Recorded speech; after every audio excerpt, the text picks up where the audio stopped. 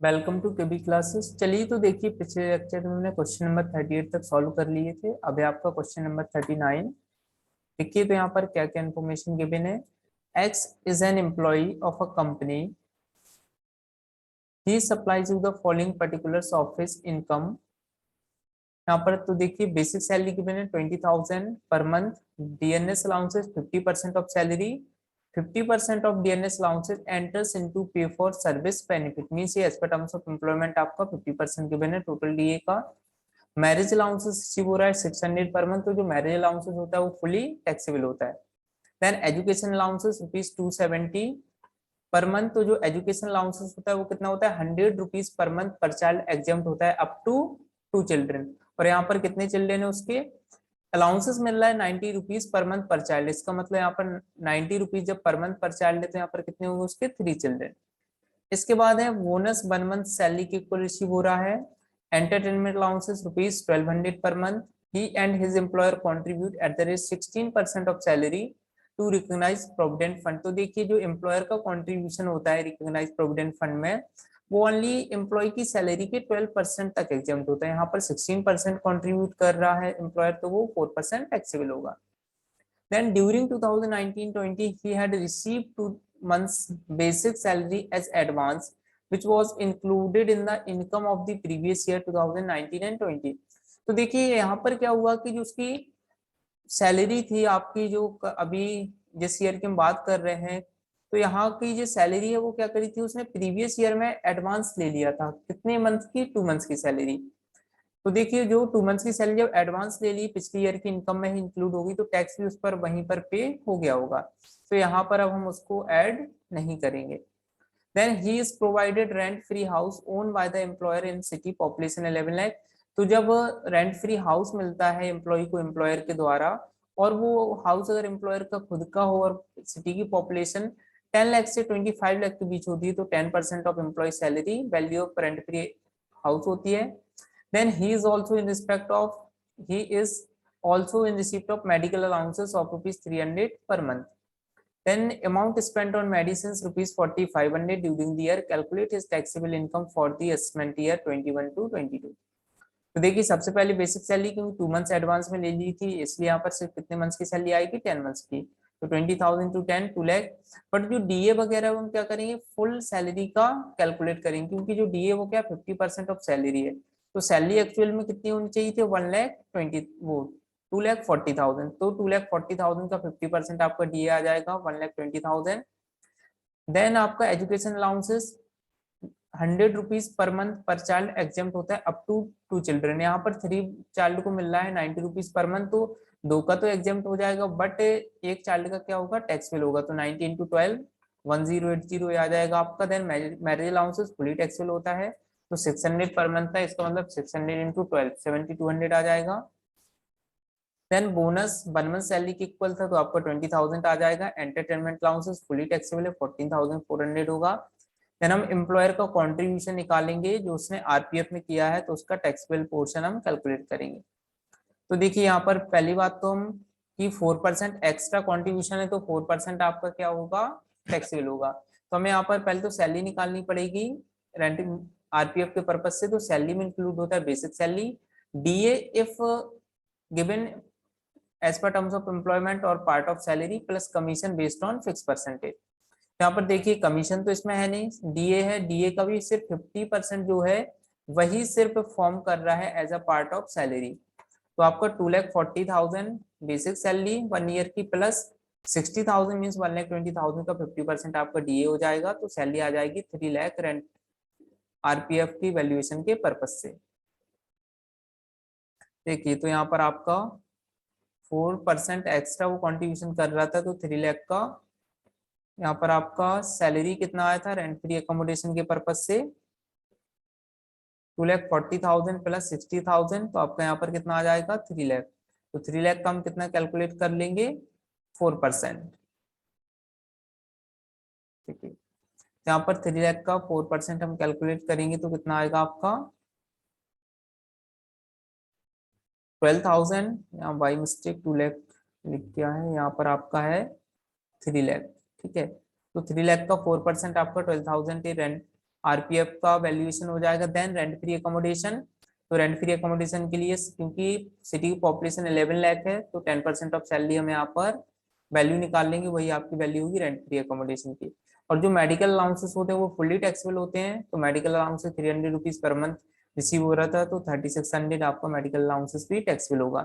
अब हम वैल्यूएशन करते हैं रेंट फ्री अकोमोडेशन की। तो देखिए यहाँ पर सैलरी के पर्पज से क्या क्या इंक्लूड किया जाता है। बेसिक सैलरी डी अगर वो पार्ट ऑफ सैलरी है, plus commission plus bonus plus all taxable allowances. यहाँ पर आपका क्या क्या ऐड हो जाएगा। बेसिक सैलरी का 2,40,000 आपका, क्योंकि DA part of salary only 50% था तो 1,20,000 का 50% 60,000 यहाँ पर ऐड हो जाएगा। आपका बोनस ऐड हो जाएगा, और भी जो आपके अदर टैक्सेबल अलाउंसेस है वो सारे के सारे ऐड हो जाएंगे, तो आपकी सैलरी निकल के आएगी रेंट फ्री अकोमोडेशन के पर्पज से 3,46,280। तो हम इसका क्या करेंगे, 10% कैलकुलेट कर लेंगे तो आपका रेंट फ्री अकोमोडेशन की वैल्यू आएगी 34,628। देन इन सभी को हम ऐड कर देंगे तो ग्रॉस सैलरी निकल आएगी 4,12,908। देन इसमें से लेस करेंगे स्टैंडर्ड डिडक्शन 50,000 तो आपकी टैक्सेबल सैलरी निकल के आएगी 3,62,908 रुपीज। चलिए अब नेक्स्ट क्वेश्चन देखिए, क्वेश्चन नंबर 40। यहाँ पर देखिए क्या क्या गिवन है। Srimati Mohan Rani is an employee of a private college in Delhi. She is in the grade of 27,000, 1,200, 45,000 since 1st January 2019. She gets 15,000 per month as TNS allowances and CCA, 200 per month. She has been provided with a furnished accommodation by the college. The college is not the owner of this house. The rental value of the house is rupees 6,000 per month, and furniture costing rupees 24,000 has also been provided by the college. She has been given a small car which in addition to college work is used by her for her private purpose also. Means यहाँ पर mix चीज के लिए small car भी मिली हुई है employer से employee को। The driver's remuneration she has been provided with the driver's remuneration and all the expenses relating to the use of the car are borne by the college. She has been provided with the facility of a gardener, a watchman, and a servant who are paid by the college at the rate 150 rupees per month, 1,200 per month, and 800 rupees per month, respectively. She contribute 10% of her pay to the recognized provident fund towards which the college contribute 8%. तो अगर 12% से कम contribute होता है तो वो आपका क्या रहेगा, एग्जेम्प्ट रहेगा। अगर एम्प्लॉयर ने 12% से कम कंट्रीब्यूट किया है तो वो एग्जेम्प्ट होगा।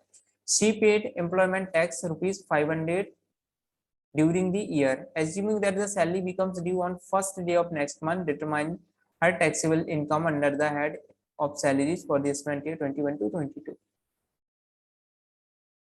तो यहाँ पर देखिए सैलरी आपकी कब ड्यू हो रही है, first day of next month.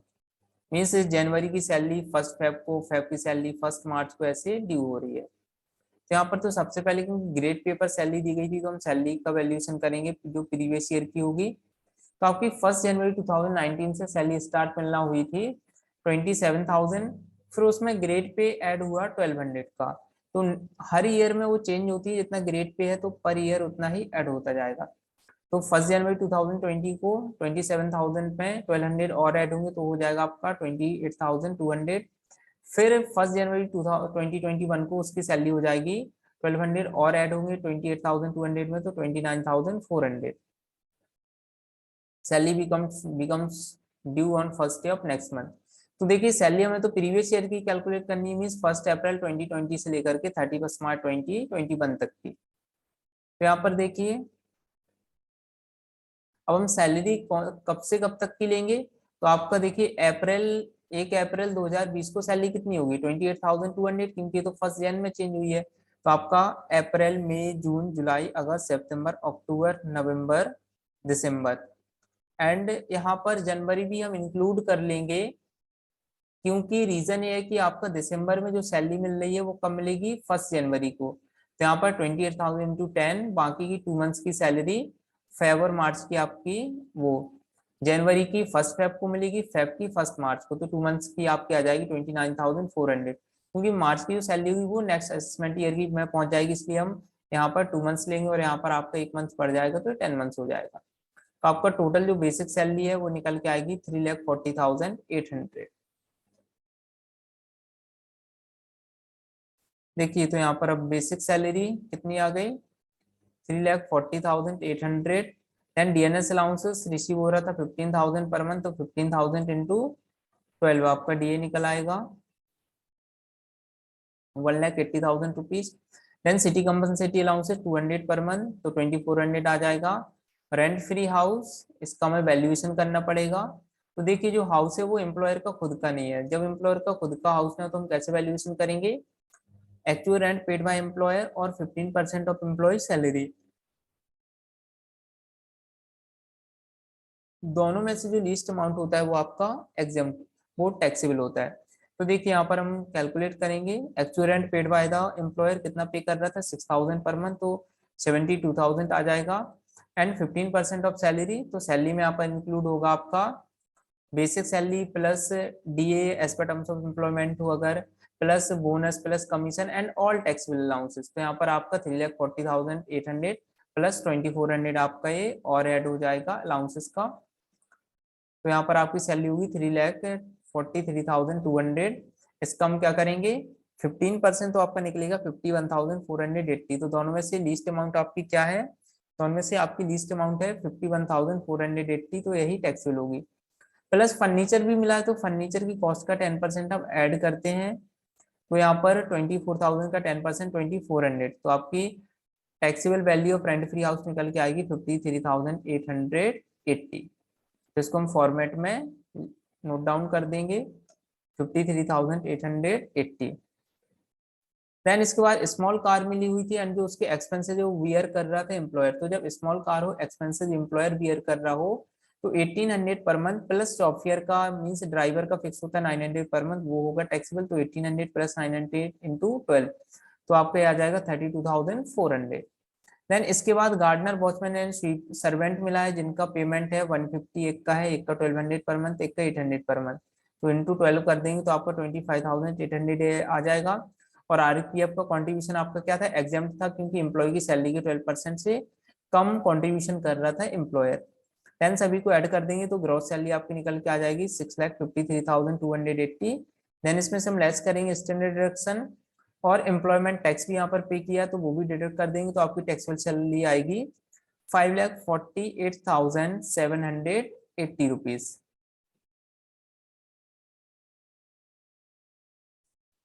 चलिए तो इसके बाद देखिए अब नेक्स्ट क्वेश्चन।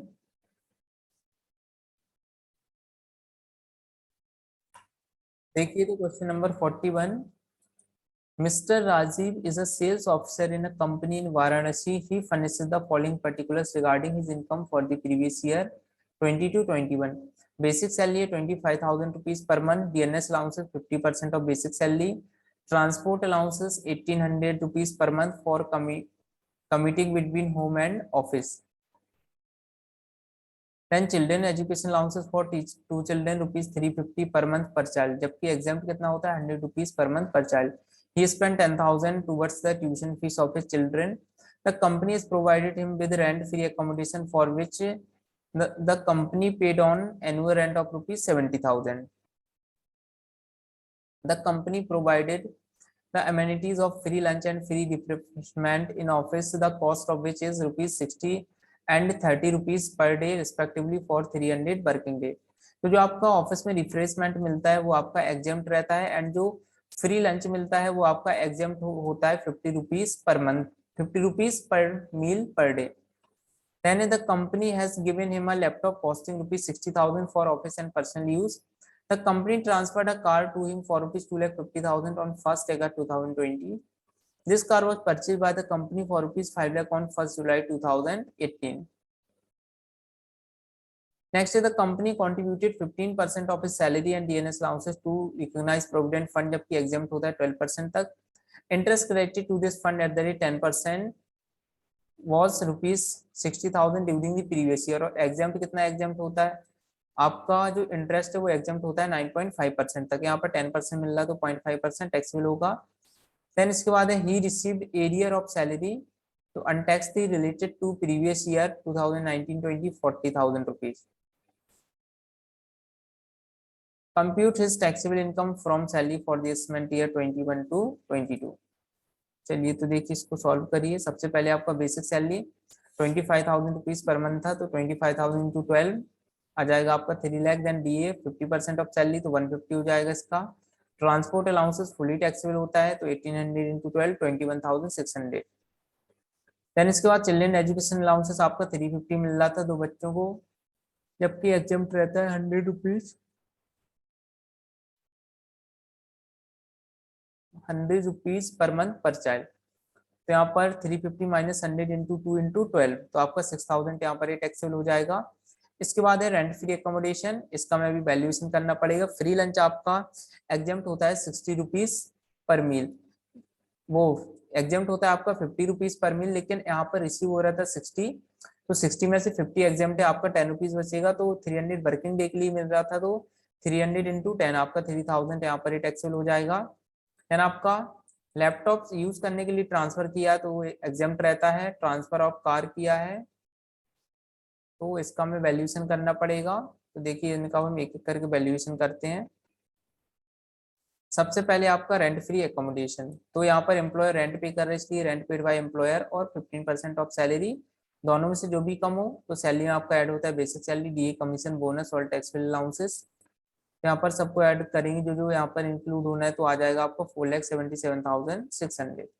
तो इसका आप 15% करोगे तो दोनों में से जो भी लीस्ट होता है, जो भी कम वैल्यू होती है, वो आपकी टैक्सेबल होगी। तो दोनों में कम है 71,600, वो 70,000 रुपीज, तो आपका 70,000 यहाँ पर टैक्सेबल वैल्यू होगी रेंट फ्री एकोमोडेशन की।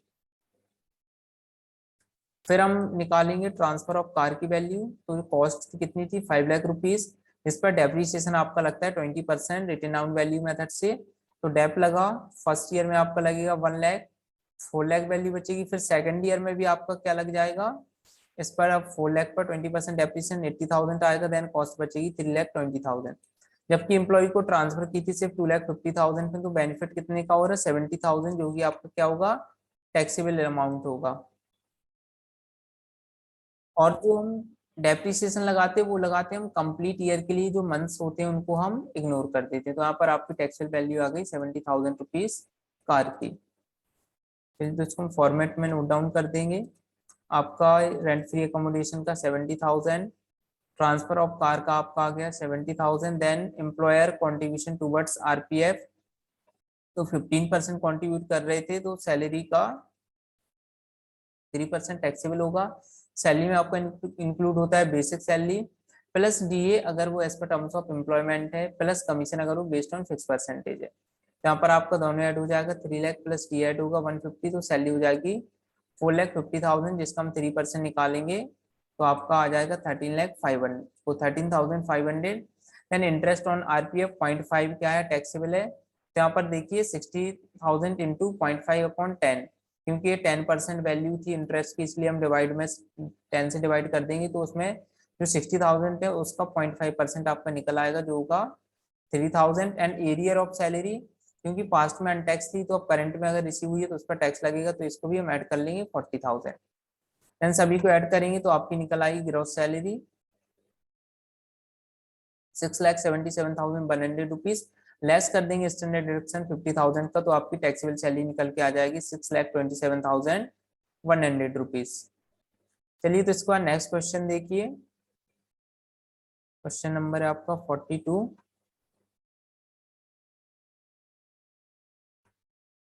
चलिए तो देखिए क्वेश्चन नंबर आपका 42 में क्या क्या गिवन है। X is employed in Bharatpur company limited, the population of the city is 7 lakh, the following information are available in connection with his income for the year ending 31st March 21। Salary 10,000 rupees per month, city compensatory allowances 1,000 rupees per month, bonus at the rate 10% of basic salary, employer contributes 15% of basic salary to recognize provident fund, X contributes an equal amount. A rent-free accommodation equipped with furniture has also been provided. The cost of furniture is rupees 80,000, depreciated value being 64,800 rupees. The employer company gifted him 15,000 on his marriage anniversary during the previous year. The employee has appointed a gardener and a watchman. they are paid by the company at rupees 1000 per month and 800 per month respectively. He is also getting an education allowances for his two children at the rate 450 rupees per month for each, जबकि exempt होता है आपका education का 100 rupees per month per child exempt up to 2 children. Then he paid rupees 4000 as professional tax for 2 years during the previous year as certain taxable salaries of Mr. X for the assessment year 21 to 22. तो देखिए यहाँ पर आपका सबसे पहले basic salary था 10,000 per month, 10,000 into 12. शीशे आपका 1000 पर मंथ, बोनस आपका था 8% ऑफ बेसिक सैलरी. तो बेसिक सैलरी 1,20,000 आई, उसका 8% आ जाएगा आपका 9600 एंड शीशे है 12,000.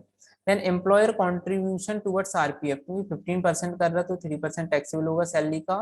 तो क्योंकि यहाँ पर ना तो डीए है और ना ही आपका कमीशन है बेस्ड ऑन फिक्स परसेंटेज, इसलिए सैलरी में सिर्फ 1,20,000 आएगा आरपीएफ की कैलकुलेशन पर्पज से, होगा आपका 3600. रेंट फ्री अकोमोडेशन आपको वैल्यूएशन करना पड़ेगा. Gift on marriage anniversary fully taxable होता है. गार्डनर वॉचमैन आपका फुली टैक्सेबल होगा इनका एक्सपेंसेस का पेमेंट.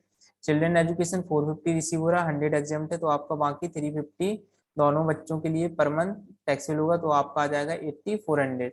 अब हम वैल्यूएशन करते हैं रेंट फ्री अकोमोडेशन की. तो देखिए यहाँ पर क्योंकि सिटी की पॉपुलेशन कितनी थी 10 लाख से कम है, तो यहाँ पर 7.5% ऑफ सैलरी आपका टैक्सेबल होगा, जिसमें आपका निकलेगा 11,250. देन इसमें हम ऐड करेंगे 10% फर्नीचर की कॉस्ट का 8,000, तो आपकी टैक्सेबल वैल्यू हो जाएगी 19,250 रुपीज.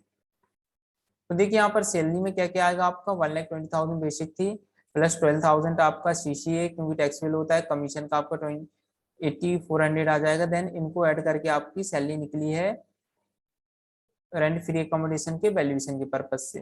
देन सभी को ऐड कर देंगे तो आपकी ग्रॉस सैलरी निकलेगी 2,09,450.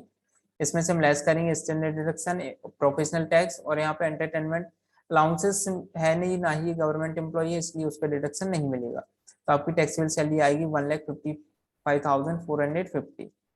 बस आज के लेक्चर में इतना ही. आगे के जो भी क्वेश्चन है वो हम नेक्स्ट लेक्चर में सॉल्व करेंगे. हमारे साथ जुड़े रहने के लिए हमारे चैनल को लाइक शेयर एंड सब्सक्राइब करें. Thank you.